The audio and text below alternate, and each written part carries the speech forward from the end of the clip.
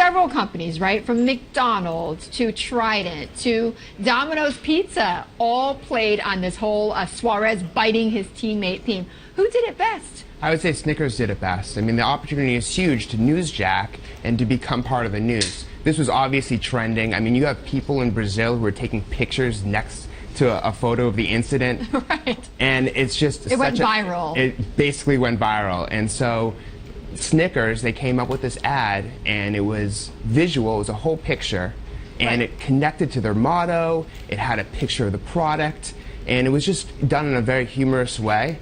And it got a huge reaction compared to the other ones. Now, why did that catch on versus the others, versus a McDonald's tweet or the Trident or Domino's Pizza? I think they know that the millennial audience is quick to share visuals, right? Millennials are so They love sick pictures, they video. They don't read full books anymore. They're looking for something very quick, specific, visual that they can easily share.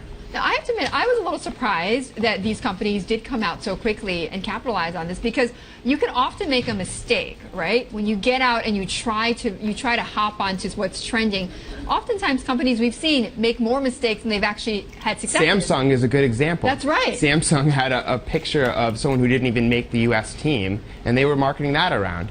And they've made mistakes in the past. So I think you're so quick to make a mistake because it's instantaneous, and people are looking for instant gratification, instant updates, and that's where brands make mistakes.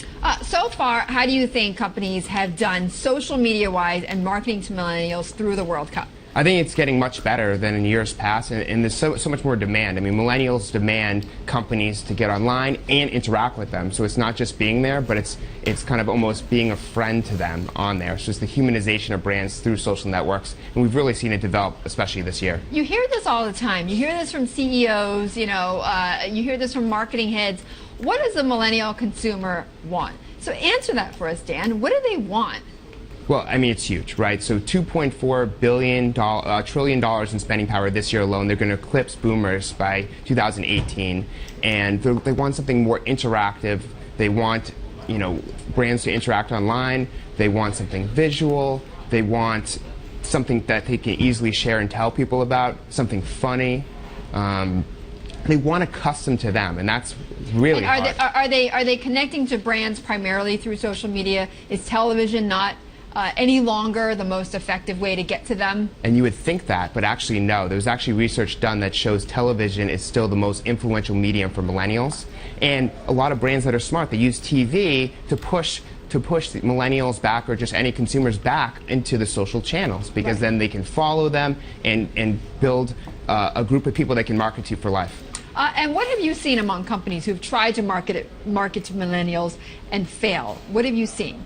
There's a lot of companies that have failed, right? Because, they want... What are they doing wrong? They want a company, millennials want a company that gives back to society, not just makes profit for their shareholders. So a great example of a company that does that is like Tom's Shoes. You buy a pair of shoes, another pair of shoes gets donated. Things like that make a lot of sense, like Ernst & Young, where they, do tens of thousands of hours of community service through their millennial employees. Millennials connect with other millennials too, so if you push your millennials out to the forefront, they're going to be able to better connect with them rather than the 60-year-old in a suit.